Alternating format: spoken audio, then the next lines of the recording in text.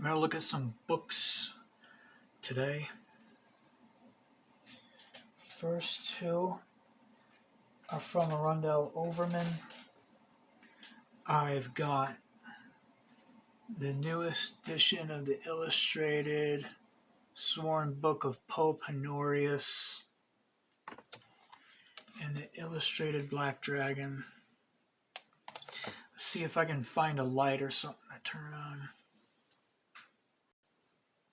Fuck, that looks much better. You can actually see. Let's take a look at this one. This one's pretty interesting. Pretty interesting.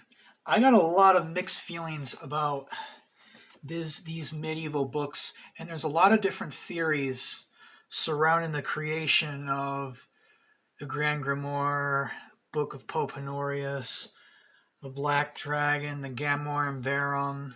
A lot of fucking theories about it.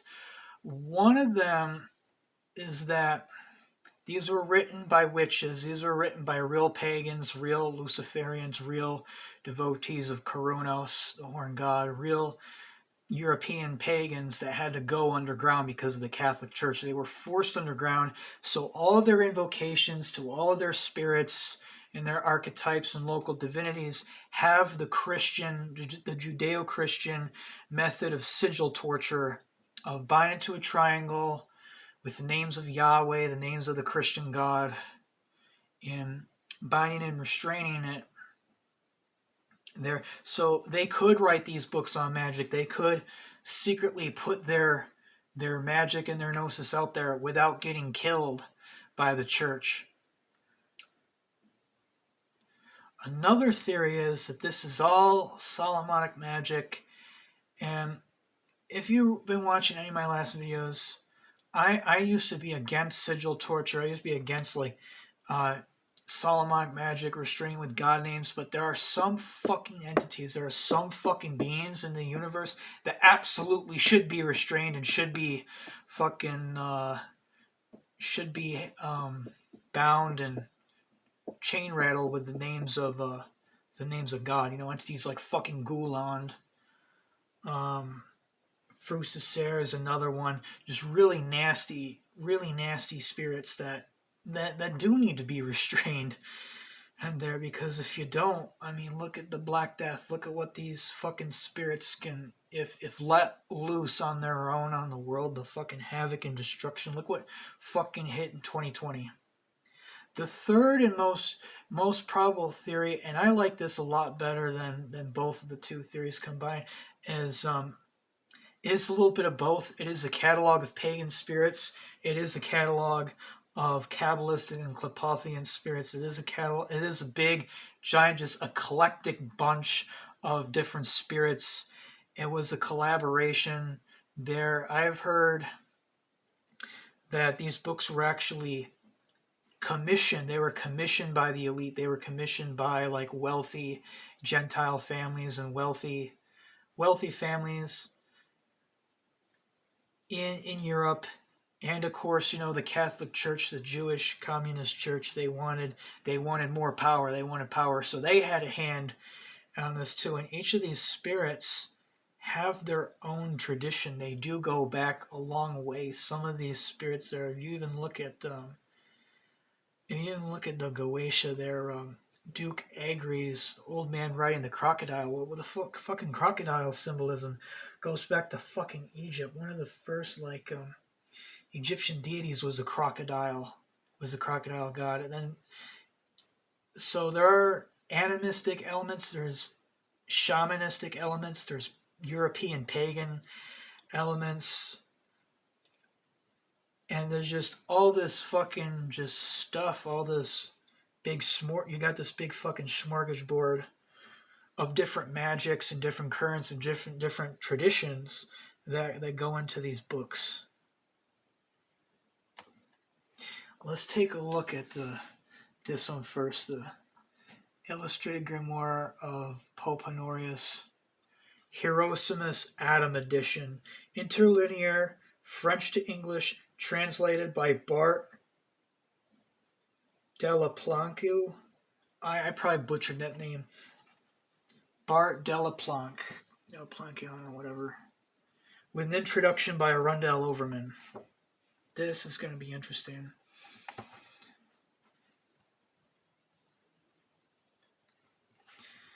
Picture this. The year is 635 AD. Pope Honorius the Great ascends the throne of the papacy. Christianity is currently relatively a new religion. In some places, paganism still lives.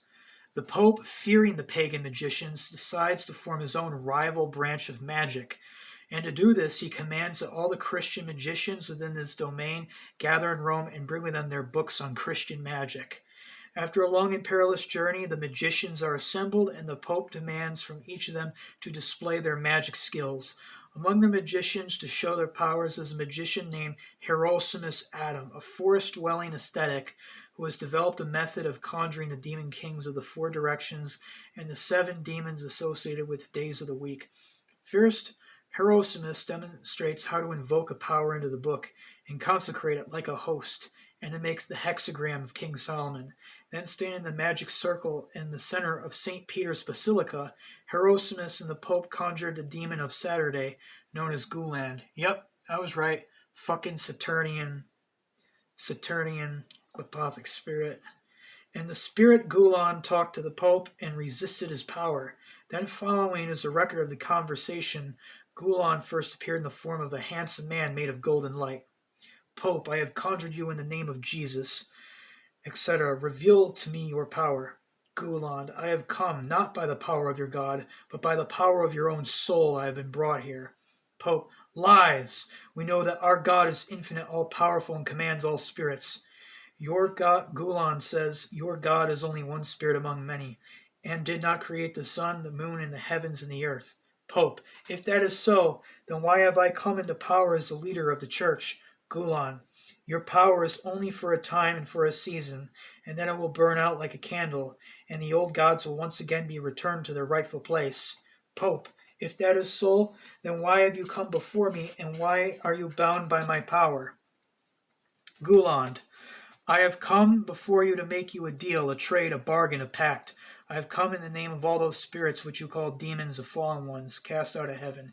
Here are my terms, and the terms of the 7 demons of the days of the planets of which I speak for and represent. We will allow you to conjure us, and we will do our work for the magicians, but in turn we must be satisfied with gifts and offerings, for we are old gods, and old gods do not take part in the affairs of men unless they receive gifts and offerings. Pope, and what if I refuse? Then you will not receive that which you desire, and the spirits will only bring you trouble and misfortune.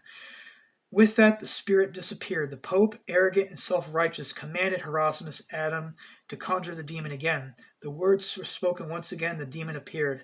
He eyed the Pope in an angry manner. Pope, I command you to reveal to me your nature and powers in the name of Jesus Christ and the saints of heaven. And suddenly the demon changed form into his true form, that of a skeleton with bat wings holding a spear. His appearance was terrifying. Gulan, my power is to bring life or death, health or sickness. Of sickness and death I now give you. The demon then struck his spear through the edge of the circle and pierced the Pope's heart. The Pope gasped as his heart stopped beating. He could not breathe. He could not speak. He raised one hand in a sign to stop the demon, and the demon withdrew his spear and paced around the edge of the circle, mocking the Pope. Gulan says, where is your God now? Hieronymus prayed frantically in the atmosphere, and the room grew thick and dark with storm clouds forming the air around the magic circle. The demon continued to pace around the circle, cursing the Pope and poking at him with a spear in his hands. Yet the demon seemed somewhat thwarted or restrained by the magic circle, and the prayers of Hieronymus Adam screamed at the Pope, his bony arms shaking his spear and bat wings beating the air furiously. Gulan, you can't stay in there forever. You don't have forever, but I do, and now you are mine to do with as I please. Pope says, Hieronymus, summon the angels, Michael, Gabriel, Raphael, and the others. Hieronymus prayed furiously, calling on Jesus, the saints, and the angels to protect them from the demon. Gulan, if you call the angels and they drive me away, that doesn't mean you have won. Pope, stop. The demon is right, Hieronymus. I see now. The only way to get success in our operation is to make offerings to the demons, for they are indeed old gods. The Pope looked at Gulan and said, Pope, let us... Okay, Pope continues, let us make a truce. You have your power and your place given to you by Almighty God, and I have mine. The only thing that matters to me is that the church is established and strong for the coming ages. If you will allow yourselves to be conjured, then we will give you gifts and offerings. And it was so that the Pope and the demon struck a deal that lasted for thousands of years. And the Pope wrote the names of the 7 demons of the days of the week in a book. And there they remain unto this day, for those brave enough or foolish enough to conjure them. Fucking wow. I might have to make my own video on this. And then there's Pope Hieronymus. Pope Honorius. After downing Gulan's intellect, so he looks like a fucking badass. He looks like a Rasputin or like some really bad dude now. And there's Gulan and Pope and Hieronymus. They're holy fucking shit.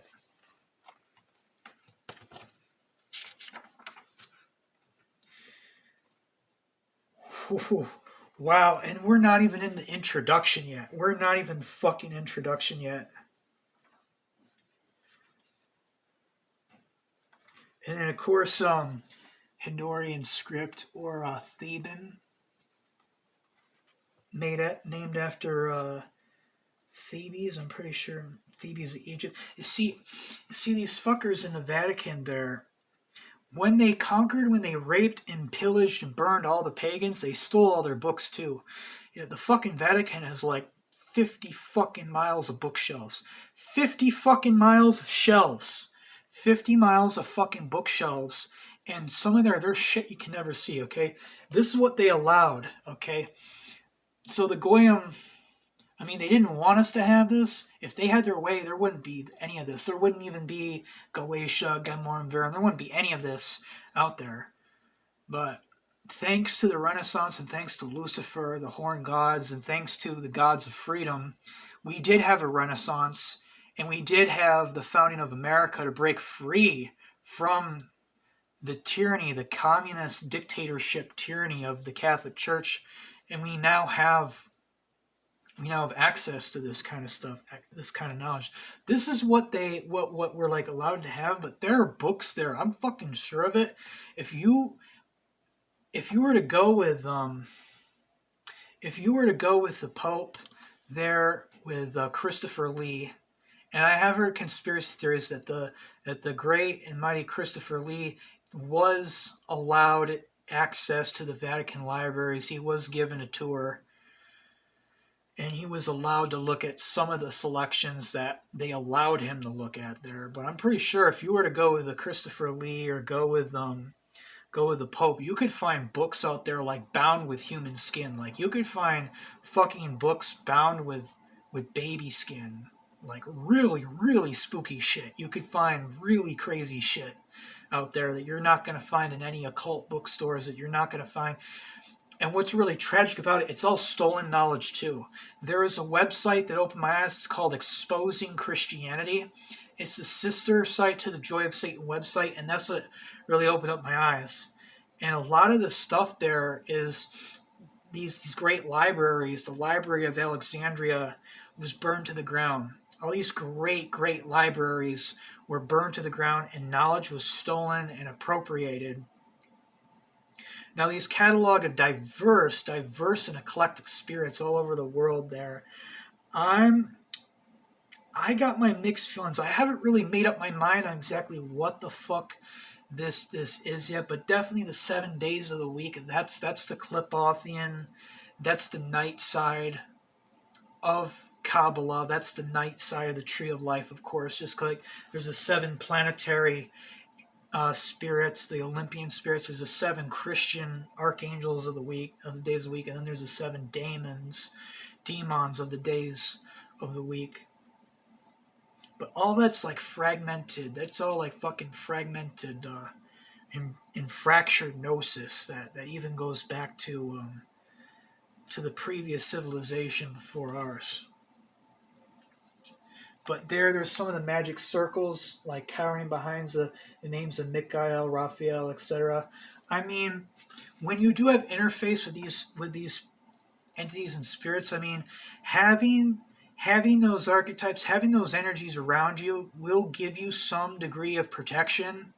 Some degree of protection, but if you really fuck with and abuse these spirits, like, just because you can protect yourself from them temporarily, you're still gonna die, you know. And it's like what Mark Smith says in The Queen of Hell, like, you only have this life. The spirits have eternity to catch up with you. So if you abuse a spirit, if you abuse spirits in this life, like, they'll just fuck with you in your next life. You know, like, you may be okay right now, but like in your next life, if you even have another incarnation at all, like if you're really lucky, you might be born with like no arms or no legs and be a Vietnamese child of thalidomide baby with Down syndrome and progeria, if you're lucky. If you're unlucky and they're really pissed off you, they just straight up eat your soul, and you're fucking taken to the sublunar caves. You're taken to wherever the fuck, you know, the abodes of Camazos, wherever the fuck. Just don't do it. Don't abuse the spirits. Don't treat them like shit. Now, another thing too, I have to mention, I don't get along with this guy. I don't agree with them, but Legion of Lilith said that the Christian god names are actually pagan. They're much older than Christianity. So when you call upon the Christian names of God, you're actually calling upon the void. You're calling upon the absolute. You're calling upon very, very ancient powers of creation and destruction. And they'll actually aid in the invocation. They'll aid in the appearance of the spirit or whatever you're calling upon. But what gets people killed, faster than anything else, is the people who decide to abuse the spirits. They summon it just to sigil, torture, to burn its symbol and shit all over it and harass it and give it a hard time and try to torture it and everything, or commit deicide of it. Like, that's what gets people killed and taken to the void really fucking quick there. So don't fucking do that. Don't try to deicide or sigil torture the spirits. If you are gonna fuck with spirits, and I don't fuck with spirits unless I absolutely have to, and I know the spirit and I trust the spirit, and I get a good recommendation from different friends and other brothers, sisters that know that spirit's a good spirit. You can offer him a beer, you can offer him cookies or whatever, and he'll be your friend or whatever like that. But if you absolutely have to, but 9 times out of 10, you can do magic from your own soul. You can do magic spells with your own spirit to work with there. And then there's all the different sigils and different circles there from all the earlier versions of Pope Honorius. So this one's Orion's. It's one of the cardinal directions. The symbol of a symbol and manifestation of a Maimon. King Paimon. King. Let's spend a minute on King Paimon. Paimon's a pretty cool spirit. He is one of the 72 primary Goetia. Image of Paimon drawn by Matti Sinkonen. Now, this is what I was saying about the Goetia being different pagan gods. So King Paimon, not only being a king in the Ars Goetia, but he is also has very strong connections to the Greek mythology. He is actually Hephaestus, the blacksmith. So he is the Greek hero Hephaestus, and he may also have ties with Vulcan as well. The blacksmither who would pound metal and like make forged swords and weapons and shit inside of a volcano. So these are not just fallen angels. They're not just astral spirits. They're also pagan divinities.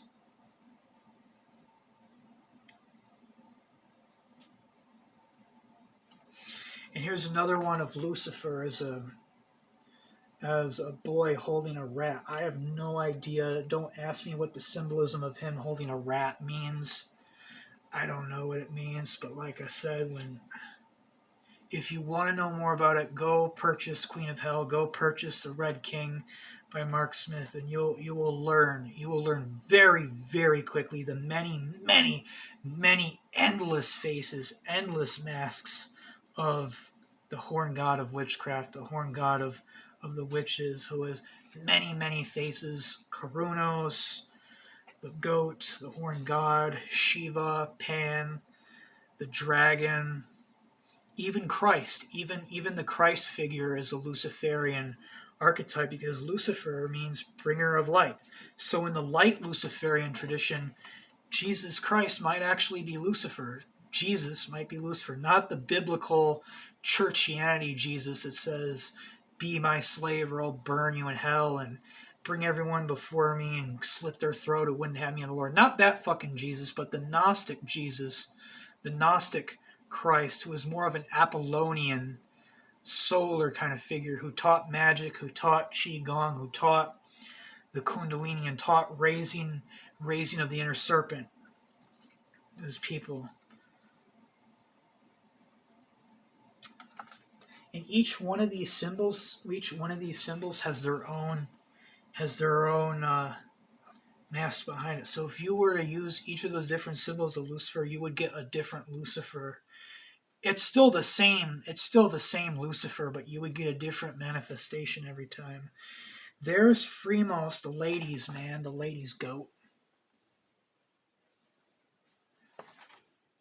Fremos has power over women and girls who will help you obtain their use. The true grimoire. Note sigils from the Grimoire Verum and the Secrets of Solomon. The Grimoire Honorius says that he should be invoked on a Tuesday, first alone. The first stone, when finds, should be given to him, and that is to be treated with dignity and honor. He is also called Nambroth, and some editions of the Grimoire of Honorius. MS 4666 says that he appears as a satyr. So there's two symbols. There's a Grimoire Verum sigil at the bottom and the Secrets of Solomon sigil just above that. Very, very interesting. And all of these spirits there, that they're good to make girls undress and get in your bed. Really? Is that all they're good for? I think that's a fucking blinder. I really think that the authors of these books put in a fucking blinder because they didn't want people to know the true power and say, oh yeah, they can help you be good at gambling, they can help you win blackjack, they can help teach you astrology. No. These intelligences, they had their own traditions, their own currents, their own worshippers. They had their own. They're good for a lot more than just getting along with women. I think that's a fucking blinder in there. Holy shit, we're 25 minutes in, and I still got 5 more books to show you. So let's look at another one. The Illustrated Black Dragon, translated by Bart Del Planque, edited with an introduction by Arundel Overman.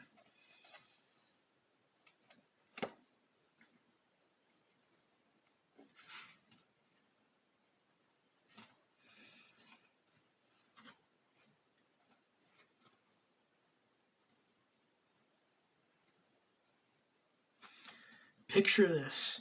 The year is 1889. It is a warm August night in Paris. 2 Freemasons, well-dressed gentlemen, Cecil Broadwater and David Steller, walk along a moonlit street and reach a door and entrance to a local Freemason lodge. Tonight they will perform a special ceremony that only the highest grade members of the lodge will know about. Cecil, the older of the two, takes the key from his pocket and unlocks the door, and the 2 men quietly enter the building and ascend several flights of stairs to a room in the attic. This room has a special purpose room where ceremonies of an esoteric nature only understood by high-ranking Masons might take place.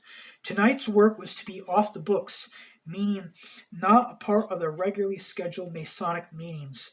The highest members of the lodge were aware of what went on in the attic, and practice of the grimoires and other rare books and alchemy, but these things were not known to the younger brothers of the lodge or to the public. The room where the two magicians went, for indeed they were magicians as well as masons, would serve perfectly for tonight's experiment.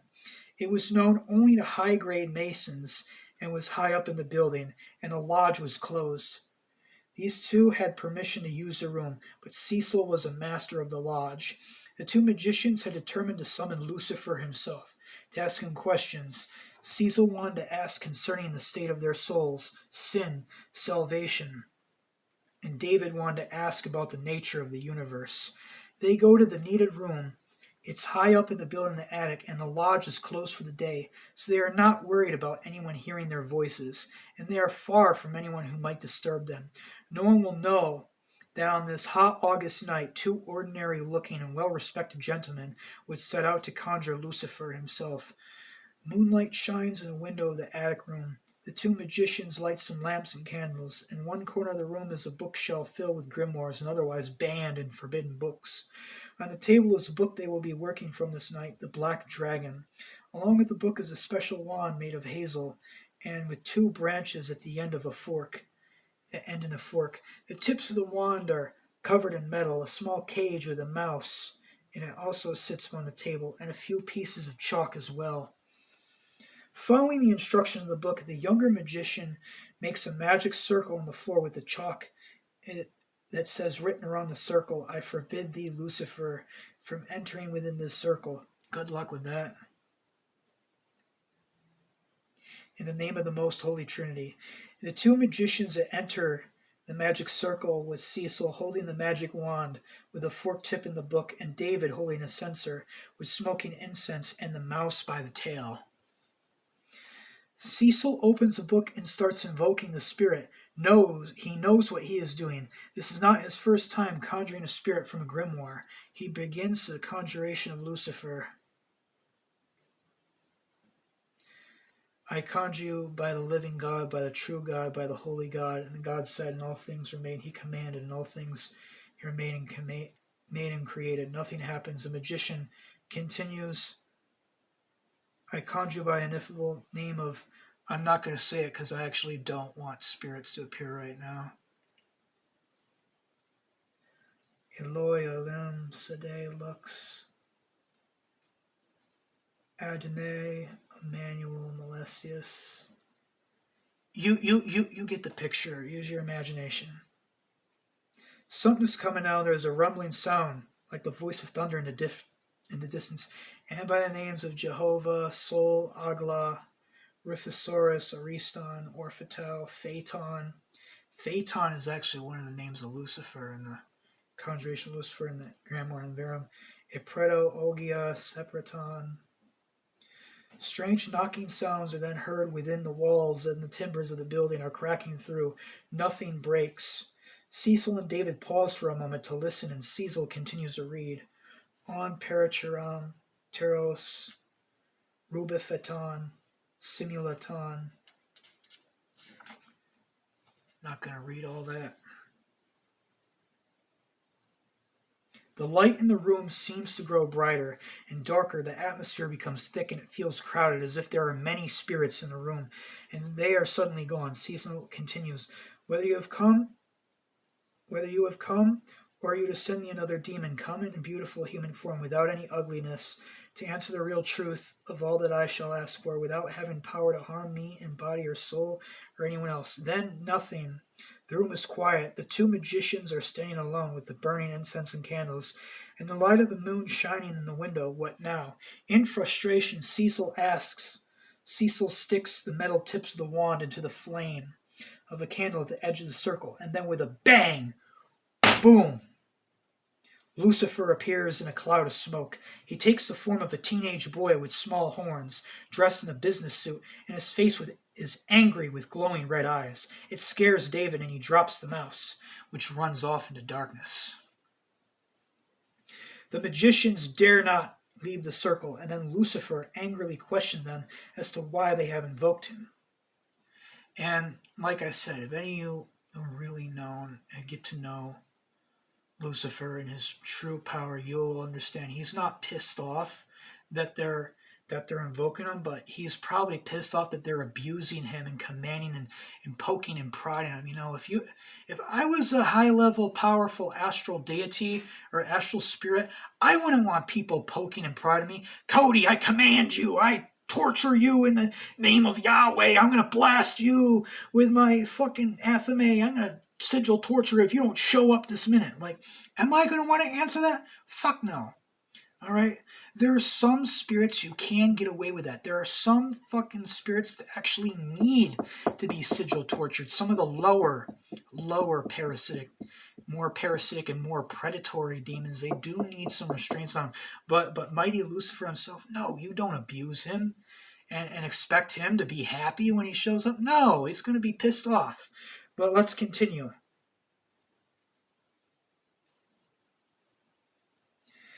The magicians dare not leave the circle, and then Lucifer angrily questions them as to why they have invoked him. They are Masons and not used to demonic evocation, and though Cecil has done this before, this is the first time for David, and he is scared half to death. What do you want from me? Lucifer says angrily. Look how you summon me with your threats in your names of God. I miss the old days with the wine and the dancing and music and naked women. I was a god, you know, then the devil at the Sabbath. This is false, Cecil stated, for we know that you are a fallen angel. Oh, that too, Lucifer says slyly. I was an angel once, the most beautiful in heaven, and I am proud of it. He smiles and his eyes show a malicious sparkle. In fear, David begins to pray.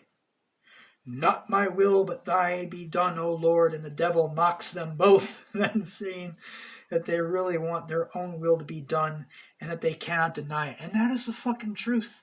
That is the truth. It's all projection. Thy will be done. How do you know if it's thy will or the will of a mighty Yahweh? You know, see, that's a thing you Christians need to really think about. Are you really praying for God's will, or are you just projecting what you want onto this mighty balloon animal called a Yahweh or called a Jehovah, and then like a computer, just like trying to program this thought form balloon animal that is really your own superego, that's really your own shit. And you're going to treat this Christian God, you're going to treat your own God like some kind of fucking genie in a bottle and boss it around. No. All the spirits, all the ancient ones, they see through your bullshit. Okay? You might be really good at deceiving yourself. You might be really, really fucking good at bullshitting yourself. But there is no bullshitting Lucifer. There is no bullshitting Belial. There is no bullshitting any of the 72 Goetia or any of the 44 Grimoires Verum spirits. There's no fucking bullshitting them. They can see right fucking through you. But let's continue on, because this is really entertaining. This is really entertaining. I want to finish this. The devil mocks them both, saying that they really want their own will to be done, and they cannot deny it. He points out their greed, their lusts, and their lies, and their life that they cannot deny. He knows their deepest thoughts. Then he begins to rant and rave on the state of the world, politics, and corruption in places of power. Cecil curses him as an evil spirit, but David is taken aback by his words and caused to think. I will banish this foul spirit now, Cecil murmurs. I fear he has nothing to teach me. I must seek the Lord. The devil then says to David that he will see him again someday, and the next time he is to bring red wine instead of a mouse. That's... well, shit. That's...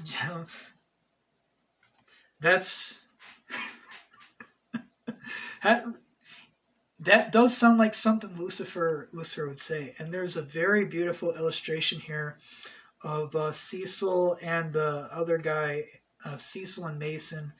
And there's Lucifer looking all pissed off in the background, like looking like who the fuck are these guys? But at least one of them has a brain. David has a brain. I can teach David, but Cecil is unfucking teachable. Okay, I can't teach Cecil. He's too fucking thick in the head. Christianity, Catholicism has fried his fucking brain. He has not a single fucking brain cell left in his brain. But David has a couple of brain cells. I might be able to teach David something, but there is no teaching Cecil. Cecil is unfucking teachable, but at least I'm gonna come back, and at least I might be able to teach David a thing or two at a later time. Introduction. Hello, you hold in your hands a truly amazing book. The Black Dragon is the last of the old grimoires, the instruction manuals of magic from the past. To fully understand what this book is and how it came to be, we'll have to look at over 1,000 years of history. So come along with me on a wonderful adventure as we study the mysterious art of the occult. The origin of magic. What is magic? Many definitions have been given for it, such as the science of causing change and conformity with the will. It is the use of subtle energy and forces of nature in the cosmos to accomplish various things such as conjure spirits and cast spells. Magic ultimately comes from shamanism. The earliest times of the history of mankind, each tribe had a shaman. This person was responsible for spiritual matters of the tribe, such as communicating with the dead, interpreting dreams and omens, and even casting magical spells for success in hunting and other such matters. They were known to have the ability to heal or curse. As civilization became more advanced and cities were born, the tribal shamans became the priestly class. Every tribe and culture had its magicians, but the Western world the term magician was borrowed from the Magi, which were the priestly class of Zoroastrianism. In the beginning, the term did not carry connotations of good or evil, as the Magi could perform either. Though some sects of Christianity believe all magic to be evil, like the church wants you to believe, because they don't want you to have any power. They want you to be on all fours, barking, whining like a fucking puppy, wiggling like a fucking worm before their thought forms and their fucking egregores and their fucking spirits. They're not single, but they have a plethora of fucking spirits behind these fucking churches. I'm going to stop reading here for a second. If you were really paying attention, I revealed to you how the fucking Catholic Church got into power. In my other two videos exposing Gulan, we exposed how, in the first video, how he was behind Frucicera, behind the Black Death. In the second video, I made the connections between Gulan and a certain Mesoamerican bat monster. In the third video, we revealed how the Pact of Gulan and the Pope, Honorius, how the church was able to have all that fucking power. And I am convinced the Inquisition and the Crusades was a mass human sacrifice to feed monsters like Gulan and other spirits that the church had pacts with to get that fucking power and maintain that fucking power. That is the dark Luciferian tradition. That is the dark Luciferian, the absolute worst aspects. Believe it or not, there is a light Luciferian tradition. You see, how the void is very fucking vast, okay? Lucifer is he is Emperor of the Night Side, but he doesn't tightly control or have control over Guland and like spirits like him. It's kind of like all those other fucking spirits or whatever. They're just kind of just doing whatever the fuck they want. And a lot of them are power hungry. Some of them are on their own side. And I have an unlisted video. I had an unlisted video where I had very heavy 4-day interface with the Blue Bull, with the Blue Minotaur, who I'm convinced is a true Moloch. Not the fucking child-eating Moloch. That's all bullshit. The real religion, the real original animist tradition, they passed the child quickly back and forth over a fire, and the child was unburned. The child was completely unharmed. You know how today in Catholics they baptize children by water? Well, the ancient animistic bull cults, they would baptize the child by fire, and the child was passed back and forth over the flames completely unharmed. And Moloch was screaming at the top of my lungs to me that was how the original Moloch cults were. His image got fucking stolen. His shit got stolen by some very, very shady and sketchy, evil fucking spirits, and it was those spirits, it was those fucking spirits who stole all the bull imagery and made it into burning children alive in ovens. And that's where the whole thou shalt not make graven images and the whole like fear behind making graven images come from. Not from Molech himself, but from some really, really sketchy fucking spirits that hijacked the symbols, that hijacked the bull symbolism, and then turned it into burning children alive in ovens. And that too, that is a dark Luciferian current, the void current, in this absolute worst aspects. Absolute worst. But yeah, shit like that happens all the fucking time there. And, you know, entities like fucking Gulan and fucking Frusacer, they're out just doing whatever the fuck they want, just causing all sorts of hell, causing all sorts of bullshit in the world. But really, like I said in my first video, you can't point the fingers at the dark ones without pointing the fingers at yourself, because it's ultimately human nature that's fucked up as well.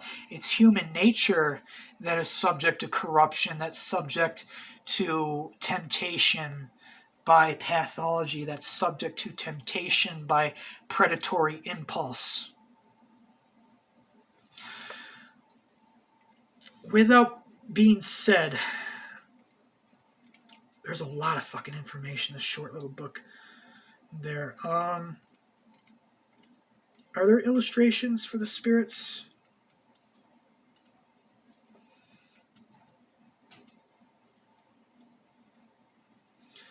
A Maimon. King Paimon, I already spoke about him. Oh, I almost forgot. There is a, I can't remember where I found it, but there is a blog post actually. There was a conversation between King Paimon and another witch. And if I can find it, I will do a video on it or put it in the description. But King Paimon tells a story about how he pretty much slit the throat of a cowardly magician who tried to offer King Paimon his own child as a child sacrifice as a payment for magical services. And Paimon, seeing this as the ultimate sign of weakness and the ultimate form of cowardice, King Paimon slew that person right where he stood. He spared the child. He refused to take the child, but he killed the cowardly magician instead and took their soul. And of course, the child ended up getting adopted and was placed in a loving home and grew up in a normal life. But if I can find that blog post, I will put it in the description.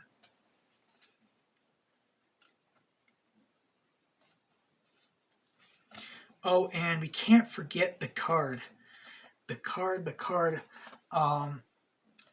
is a toad spirit, is a powerful toad spirit, and there he is stirring the cauldron. So right away, the symbolism alone tells us that anyone who knows shit about witchcraft knows that toads are sacred to Hecate. So this is probably one of the toad familiars of the Dark Goddess. There, and we got storm clouds, we got thunderstorms and lightning above his head there, and we got him stirring a pot full of toad hatchlings and inside there. Really cool stuff.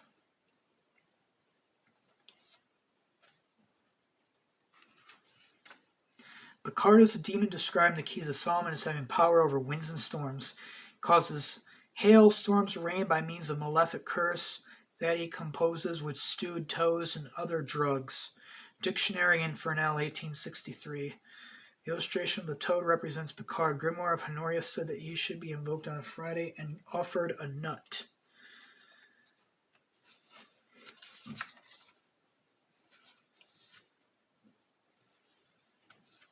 Let's move on. Surgat opens up every kind of lock. Grimoire and Verum.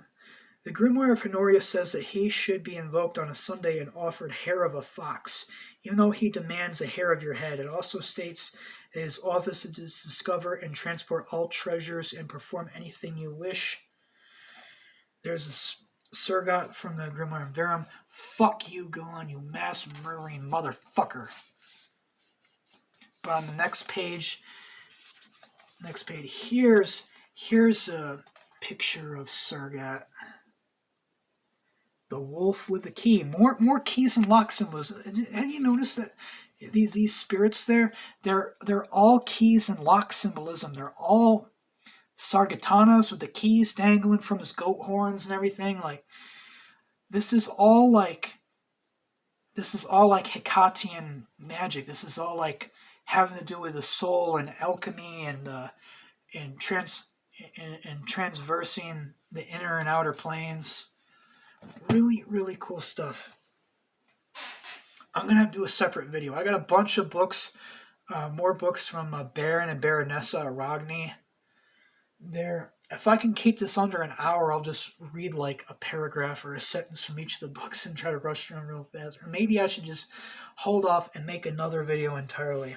But the last book I have to share there is Protection and Reversal Magic by Jason Miller.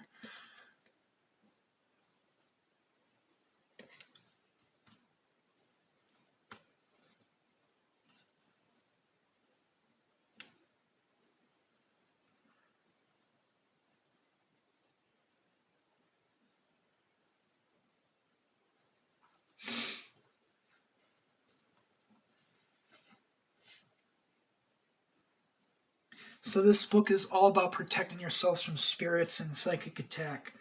Physical condition. There can also be physical symptoms associated with an attack. Headaches are a common early warning. Headaches where the scalp feels stretched too thin over the skull are particularly indicative of a psychic attack. Sometimes when we lay down to sleep, those aches will gather to one side of the head, indicating the direction from which the attack is coming. After headaches, fatigue would be the next most common indication. This is particularly true in cases of parasitic and vampiric attacks. In parasitic cases, someone of weak constitution and energy physically drains someone who possesses higher vitality. This is often unintentional and occurs commonly between family members or close friends. Oh yeah, oh fuck yeah, I'm not going to name names here, but I had one of those abusive relationships. I'm not going to name them, where this chap here, he meant well, and I'm convinced that he believes it. He believes in what he's doing on like the conscious level, but what he didn't see going on under a few layers in the unconscious, that actually he was stacking stacking the psychic abilities of others onto his own to really make himself appear to be bigger, as a sort of inflation, appear like much bigger than he actually is. But he means well, and well, I mean, we did have our experiment. My life did improve, but I don't think it was exactly how he said it was, that he ate a parasitic attachment, but I don't think it was exactly how he said it was. My life did get better. My life did actually improve for like 4 to 6 months after it. My life did improve for like the next 5 months after that experiment. My life did improve. But like, certain people attract certain spirits, and some people, they have that shit around them all the fucking time. They have that around them all the time. And some people are kind of like a kangaroo pouch. They carry those things around them and they don't even know. So like psychic vampires can feed off people, but they don't even know that they're doing it. They think everything's fine, and they don't even consciously try to do it. It's because there's something wrong, or there's something injured, there's something traumatized deep within that person's soul that needs healing and needs to be worked on. But let's continue on here. Where weak constitution drains someone who possesses higher vitality. This is most often unintentional. Yes, oh yes it is. And occurs commonly between family members and close friends, particularly when one is in the position of caring for the other, thus giving rise to the old adage that the caregiver goes first. In actual vampiric attacks, the attack is usually intentional, and there exists a whole corpus of occult teachings on vampiric magic. The first type of vampire is a living person who draws vitality from other people, willing or not, and adds to their own power. Nowadays, this has become something of a countercultural lifestyle choice, and one can find many books on how to practice vampirism. The second type is a bit closer to the vampire of legend in that physical death has occurred, but through special means, the person has managed to fight off astral decay or to fight off the second death and sustain his etheric form by feeding off living people. When I was traveling through Budapest, I was told about the Magyar sorcerers who specialize in this type of magic. They would attach their spirits to living people and remain dormant during the day, but at night they would leave the host in an etheric or quasi-physical form and feed. I have never seen them, but according to literature, you can actually spot small, almost microscopic wounds where these vampires attack. Fatigue is also common in most cases where the target has been handed over to the dead. This is famous in Haitian voodoo, where it is called the expedition of mort, where there are many ways to do it, but typically something of yours is placed in the grave of a spirit willing to do the work, and an element from that grave, usually dirt, is planted on you or your home. So this is a form of sympathetic magic, and it works through quantum entanglement. Using a piece of you that's still very, very much quantumly entangled through you is mixed with the grave and mixed with the spirit, and then a nasty spirit or a sigil or something close to the spirit is given to you as like a gift or something like that, and you don't know that that gift has been cursed, and then the psychic link is created, and then that allows that spirit to go on and fuck with you.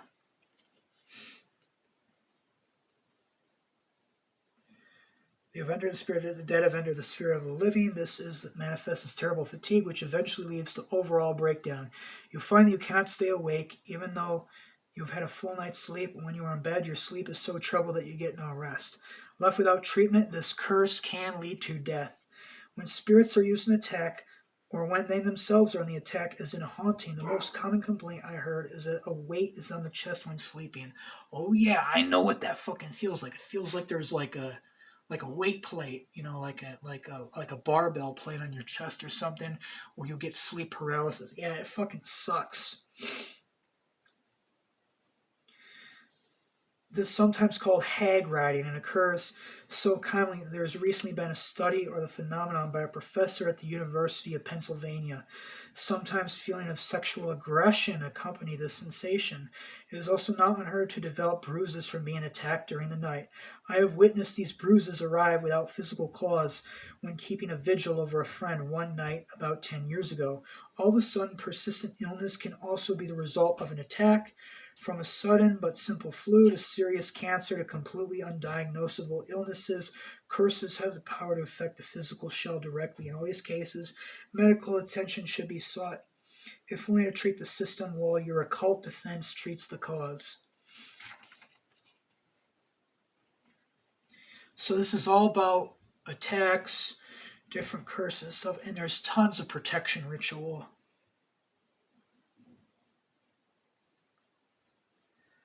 Okay, part 2. Occulting the cross quarter. Stand in the center of your temple or wherever, face in the east and proclaim, Hecate, mother of night, Helios, father of light, cloak me in the shadows and smoke, that I may pass unseen among men. Take the censer or stick and incense and hold it above your head, moving in a pattern similar to the infinity sign. Vibrate the name E, A, O. Move the incense below you so that you are holding it close to the floor. Move it in the same infinity pattern. Vibrate the name Ooh, A. Move to the southeast and make the same pattern vibrating A. Ooh, E. Move to the southwest, make the same pattern vibrating Ooh, E. A. Move to the northwest, make the same pattern vibrating A, E, ooh, move to the south, northeast, make the same pattern vibrating E, ooh, A, return to southeast, complete the circle, then move back to the center of the temple and place the incense stick back in its holder. Part 3, Splitting Space. Stand in the center of your temple again and recall the feeling that you are at the very center of the universe. Rub your hands together until they are warm, which brings the power into the hands. Keeping your palms together, move your hands forward as if you were moving them into the seam between two curtains. Indeed, you should have it in mind that you are inserting your hands into space itself. Once you have inserted your hands, move them apart as if you were parting the curtains. You may actually be able to feel the pressure of parted space on the backs of your hands as you part them. Once your hands are parted, turn your right palm up and your left palm down. Start moving them again. Right hand upward, left hand down, parting another of the 3 dimensions of space. Face your right palm forward and your left palm backwards and move them apart again, splitting space the other way. Thus you have split all 3 dimensions, space, width, and height, and depth around your body. Place your hands at your side and say, by Hecate, Mother of Night, by Helios, Father of Light, I stand outside of space. I go forth in silence and shadow. So shall it be. Place your right index finger to your lips. This is called the sign of silence, or the sign of Harpocrates. Inhale and imagine that your physical body is empty of tangible substance. Exhale completely and feel yourself blend seamlessly into your surroundings. Hold your breath and after exhale for as long as you comfortably can and meditate on the removal from normal space. Go forth in silence and shadow. Cleansing and protection baths. Spiritual baths are one of the oldest strata of magical practice on this planet.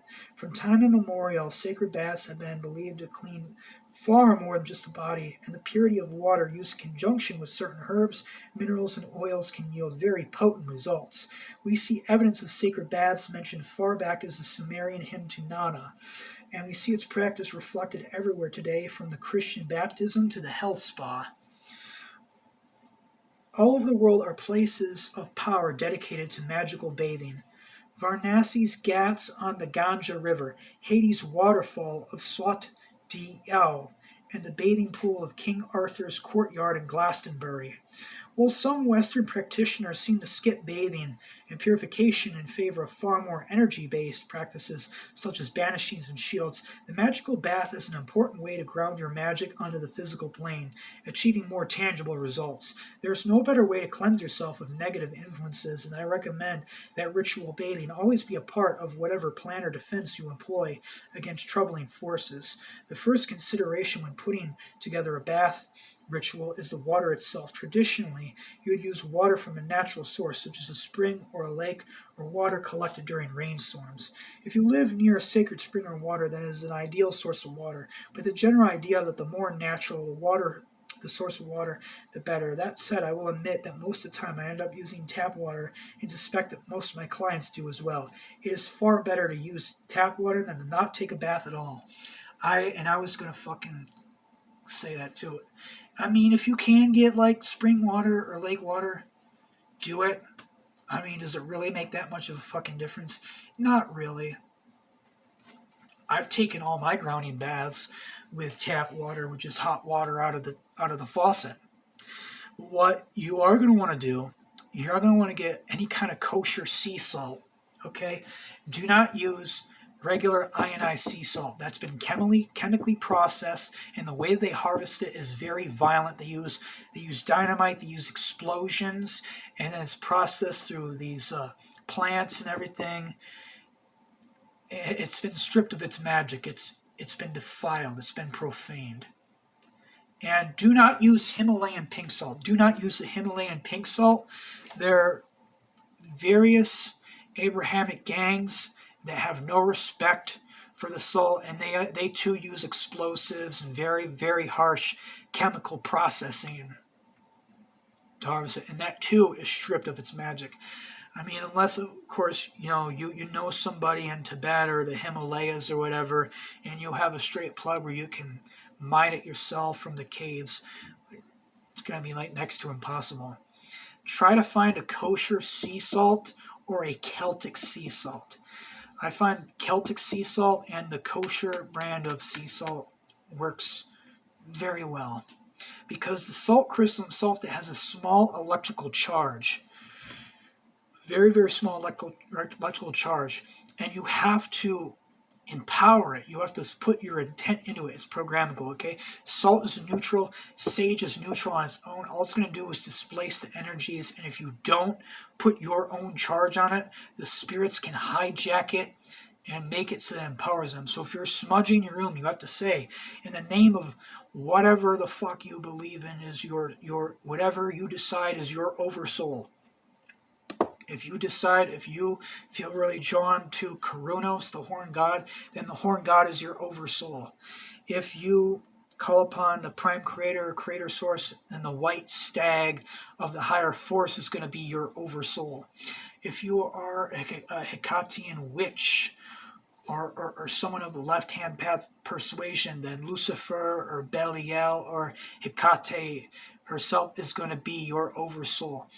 In the name of my oversoul, I command and I banish whatever negative bullshit in all corners of your room. And you have to fucking scream it, because the power to exercise comes from you. You have that fucking authority to exercise spirits.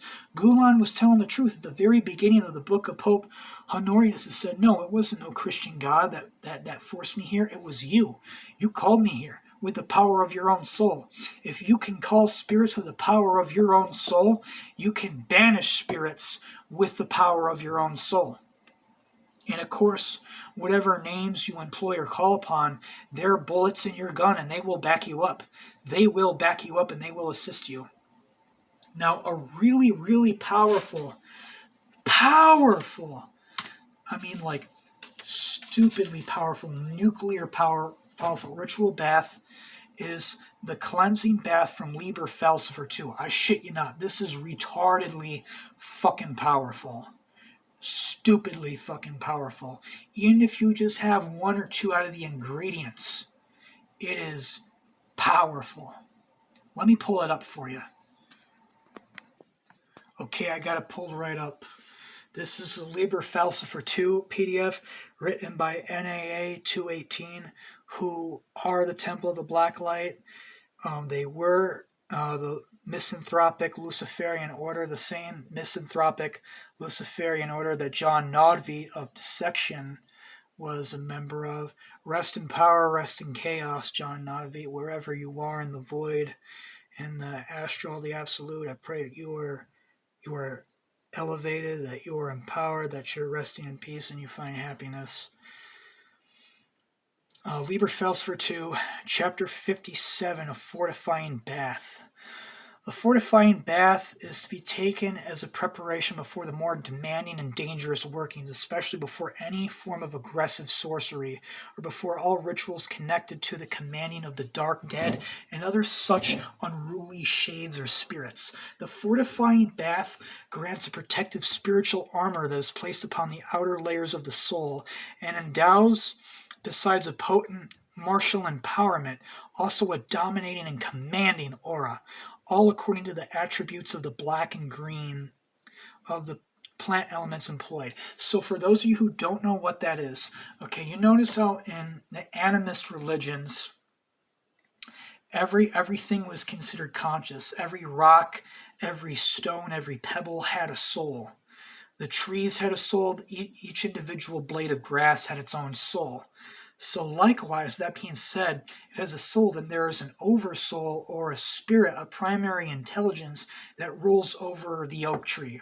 There is a principal spirit that rules over the maple tree. There's a principal spirit that rules over the conifers, the pine cone pine trees. There's a principal spirit that rules over the dandelions, etc., etc. So basically, the black and green are basically like the trapped sparks of the other side. Now this goes into Gnosticism. They're like the trapped sparks of light that were trapped into these plants, and this is latent, dormant potential within the black and the green and the red, the plants, the stuff that grows out of the earth. The following elements are needed for the fortifying bath: 3 large bay laurel leaves, or the petals of 3 red roses. Now that part I did have. I did have the 3 red roses. 2 teaspoons of Rowan wood powder. You don't need that. I've had success without the Rowan powder. 2 teaspoons of blackthorn wood powder. I did not have that, and I still had success with it. 1 teaspoon of jalap root powder. Again, I had success without that. You can, even just having the 3 red roses, you boil the roses, you'll have success with this. 1 teaspoon of calamus root powder. Don't need that. You'll have success with it. 3 drops of bergamot oil. You don't necessarily need that. Now, what I used in place of the roll-on powder, I literally went out to my backyard and I grabbed a bunch of berries. I don't know what the fuck they are. I don't even know what they are. It's just thorn, prickly things, and I know that birds like them. They look like blueberries, but they're very, very small. They look just like blueberries, but they're the size of peas, and you don't want to really eat too many of them because they'll upset your stomach. They're not going to kill you or anything like that. They'll just upset your stomach. But birds love them. Birds eat the shit out of them. So I literally went outside with my pair of snippers, with my Cutco scissors. I cut them out and I just said a little prayer. Hey, spirit of this prickly plant with the berries, I would like to use this. Please give me permission to use this. And then you can just drop a coin or drop a penny or something, or like offer a glass of water or a soda or like a beer or something, or a small cup of wine, to pay for it. You want to pay for everything. You don't just want to go outside and just take shit that doesn't belong to you without paying for it. Okay? It's not just an interaction with humans, it's interaction with nature, it's interaction with spirits. Everything is an energy exchange. You give a little, you take a little. It's a two-way street. You don't just go out there being a greedy fuck and just take everything, okay? So I can't remember what it was, but I offered something small to use those berries, okay? And then I got some charcoal from this charcoal-based shampoo. I got a pot of water. I filled it with water. I put in kosher sea salt after I charged my intent. Oh, almighty spirit of the crystalline kosher sea salt, be empowered and elevated to ground my aura and remove all negative parasitic attachments. Oh, spirit of the charcoal of the charcoal body wash, be empowered and elevated to ward off evil spirits and negative attachments. Then I threw the 3 rose heads in there. Then I put in the black charcoal shampoo. Then I threw in the berries there, and I stirred it all up there. And what I got was this big, like dark, like murky green, kind of like boggy looking like water. And it smelled pretty good. It smelled like the shampoo, right? And so what I did, I got a strainer. I got one of those like strainers with a net. And I sit in the bathtub, right? And I pour it over my head. Pour it over my head and I watch it go down my back through the strainer so I don't have to bathe with a bunch of sharp, prickly stems and everything. Someone went in the bathtub anyway. So I laid down there with petals in there and some prickly stems. Some stems with like thorns poking into my side and everything. And I sat in there. I lay in the bath for like a good 25 minutes, almost a half an hour. And I sat up. I got out of the bathtub. I put the strainer in the drain so, I didn't have to worry about stems and things going down the drain. And I let all the water go down. I tell you, I felt like a new fucking person. Whatever the fuck was on me before was fucking gone. Like, I felt like a new fucking person. A new fucking person. And that's only having 2. That's only having the roses. That's only having the roses out of the Falxifer 2 bath. If you have all 6 or 7 ingredients, it's gonna be more powerful than that. But let's continue reading.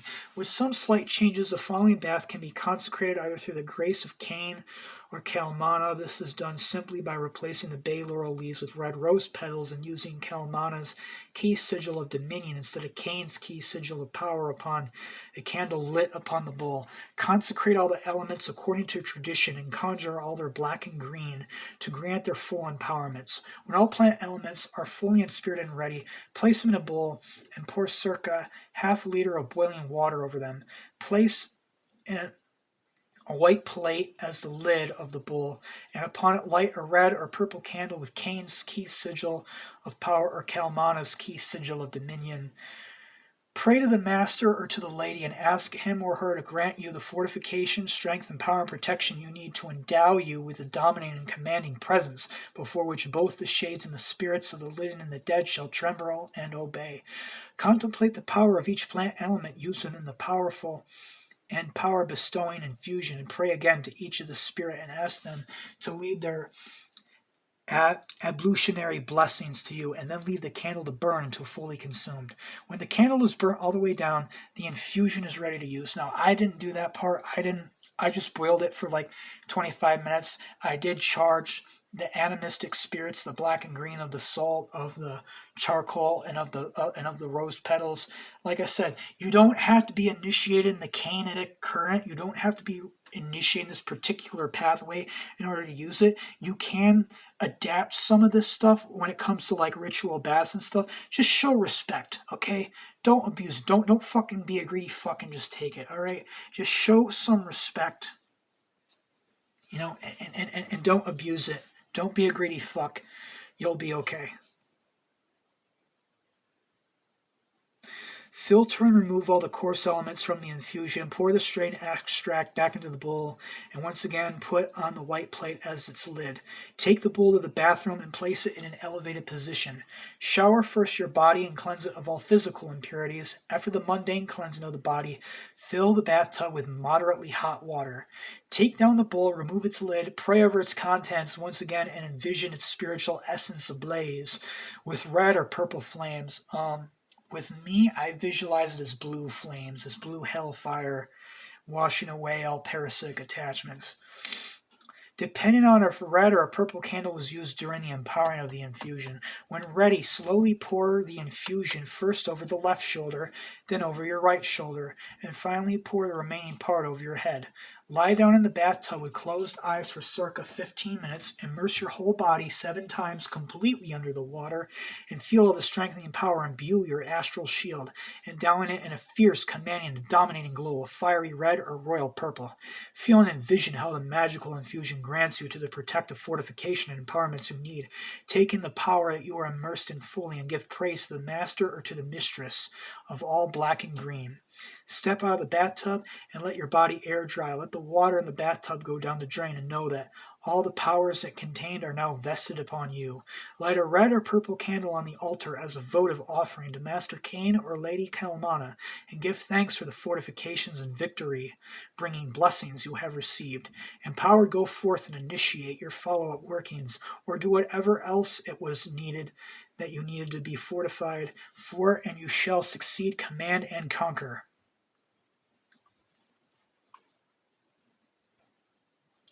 And then there's next chapter 58, Purifying Baths. These baths are used in order to remove the stains of the dark dead and banish all insalubrious, misery-bringing, and parasitic shades that may have attached themselves to your subtle bodies. These ritual baths cleanse the outer barriers of the soul, removing the stains of murder and banishing the vicious ghosts of the restless dead. These baths should be taken after every working in which the poisonous and death-bringing currents of the dark dead have been employed within the necrosophic work or wherever else you have stained yourself with a poison meant for someone else. Cleansing bath formula 1, 3 teaspoons of rue powder, 2 teaspoons of nettle powder, 2 teaspoons of salvia sage powder, 3 teaspoons of yerba mate powder, 3 large bay laurel leaves, 1 green lime, the dried rind only, 3 teaspoons of sea salt, cleansing bath formula 2, 3 teaspoons of hyssop herb, 3 white roses, petals only, 3 white carnations, petals only, cleansing bath formula 3, 13 juniper berries, 2 teaspoons wormwood, 2 teaspoons birch leaves, 1 teaspoon saltpeter, cleansing bath formula 4, 3 teaspoons eucalyptus leaves, 3 teaspoons fresh pine needles, 7 drops of pure camphor oil.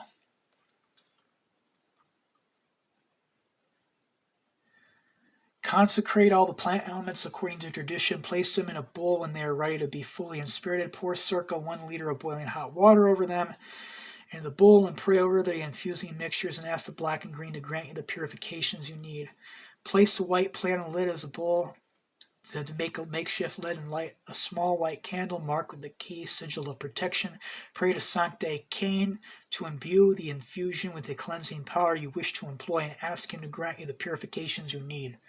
Consecrate the power of each element used in order to create the powerful cleansing infusion and pray once again to each plant, spirit, or elemental shade to bestow their ablutionary blessing upon you. When the candle is burnt all the way down, the infusion is ready for use. And then the same thing, you're going to filter it through a strainer You're going to take a bath. You're going to shower first to clean yourself. Pour over the left shoulder, right shoulder, down your back. Lay down in the bath. It says for 15 minutes, but make it 20. You know, no more than 25, because after about a half an hour, then everything you took off you, it starts to reattach, and you're basically like laying in your own astral shit. You're laying in your own astral sewer piss and shit, and you don't want that. So 20 minutes is a good time. 25 minutes, just to be sure. 25 to 28 minutes max, but you really don't want to go much longer than that. You really don't want to get much longer than that. And of course, give thanks to all the elements. Light the candles to Cain or Kalmana or whatever spirit or whatever intelligence that you have done the ritual bath in the name of. You can even light a candle to Prime Creator or the higher force. You know, that would work too. Or you could light a candle, a green candle, and just thank the spirits of the plant. Just thank the spirits of the black and green of the ritual elements that you used there. And that's basically the gist of protection magic. So I gave you this, the Thurisaz meditation. I gave you the pyramid meditation. I gave you the turning of Amit. And now you got Baz you can employ to protect yourself from this shit. So now there's no excuses. There's no excuses. I don't want to hear it. I got attacked by whatever the fuck. I got attacked by spirit. Dude, I gave you like 4 different fucking protections. Protect yourself, man. Protect yourself. Fuck, we're like on an hour 60 minutes in. Okay, that's just about all I got to say for now. I'm gonna make a separate video later about the Arachne books. The new books. I ordered a second order from them. Good stuff, all of it. As always, you have no excuses. You got Baz, you got hand mudras, you got exorcism, you got turning of Amit. Be empowered, be encouraged. Never let the parasitic fuckers get you down, man. Love is stronger than the force of fear.